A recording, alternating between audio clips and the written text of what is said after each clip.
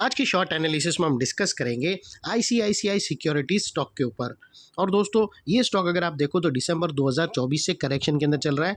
Overall अगर आप देखो तो ये स्टॉक ने 2.5 महीने पूरे करेक्शन में बिता दिए। और करेक्शन में भी दोस्तों स्टॉक ने यहाँ पर दोनों तरह का करेक्शन दिया, प्राइस वाइज टाइम वाइज दोनों। पहले स्टॉक ने प्राइस वाइज करेक्शन दिया जहाँ पर ये stock deep down side correct हुआ, फिर टाइम वाइज करेक्शन के अंदर स्टॉक ने एक साइडवे कंसोलिडेशन करी, एक स्ट्रॉन्ग बेस बना और अल्टीमेटली इसको ब्रेकआउट किया है। और दोस्तों ये स्टॉक के अंदर मल्टीपल पॉजिटिव फैक्टर्स भी ट्रिगर हुए हैं, जिसके तहत ये स्टॉक करंट लेवल से अपसाइड में 5 से 6% मूव दे सकता है। लेकिन फ्रेंड्स यहाँ पर कोई भी हमारी बाई सेल होल्ड रिकमेंडेशन बिल्कुल भी नहीं है। ये प्योरली एजुकेशन पर्पस से मैं अपना पॉइंट ऑफ व्यू आप लोगों के सामने शेयर कर रहा हूँ। कोई भी पोजीशन लेने से पहले अपने फाइनेंशियल एडवाइज़र को ज़रूर कंसल्ट कर लेना। दोस्तों आप लोग देख सकते हो कि ये वो टॉप था, टेंटेटिव टॉप। इसके पहले भी बहुत सारे टॉप थे, लेकिन ये जो लास्ट टॉप था जहाँ से स्टॉक के अंदर एक डाउनवर्ड स्लोपिंग पैरेलल चैनल के थ्रू करेक्शन आई। और जब तक स्टॉक के डाउनवर्ड स्लोपिंग पैरेलल चैनल में था, स्टॉक के अंदर back to back lower lows trigger हुए। फ्रेंड्स अगर आप देखो तो फर्स्ट लोअर लोज यहाँ ट्रिगर हुआ, सेकंड लोअर लोज यहाँ पर, और लास्ट लोअर लोज यहाँ हिट हुआ। और जैसे ही दोस्तों ये अब downward sloping parallel channel upside में ब्रेकआउट हुई, इसने मल्टीपल हायर हाइज को ब्रेक करके उसके अबाउ सस्टेन क्लोजिंग देकर कंफर्म कर दिया करेक्शन कंप्लीटेड। यहाँ पर हमें दो मेजर पॉजिटिव सिग्नल मिले।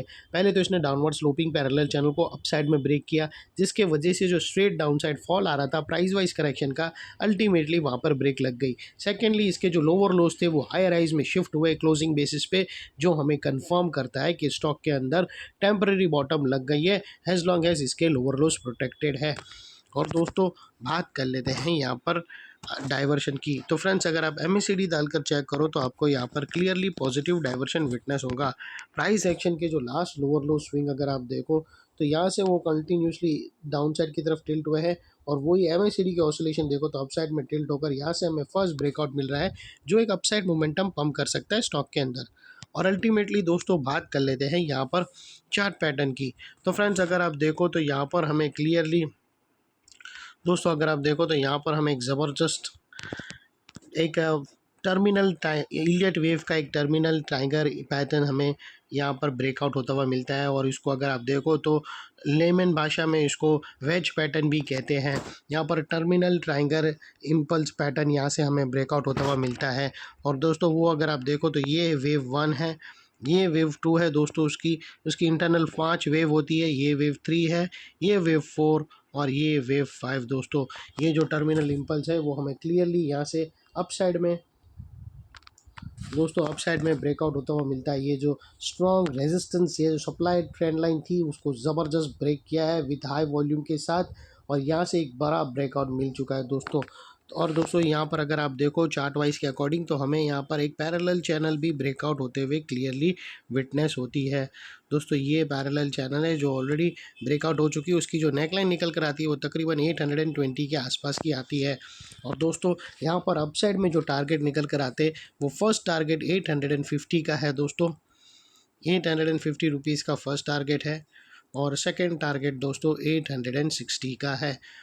और दोस्तों ये स्टॉक ने अगर 880 के ऊपर क्लोजिंग दी तो यहाँ पर फिर दोस्तों एक हायर टाइम फ्रेम का बड़ा पैटर्न ब्रेकआउट होगा, जिसके बाद ये स्टॉक के टारगेट और भी अपसाइड में रिवाइज्ड हो सकते हैं, और अल्टीमेटली ये स्टॉक एक डबल धमाका का कैंडिडेट भी बन सकता है।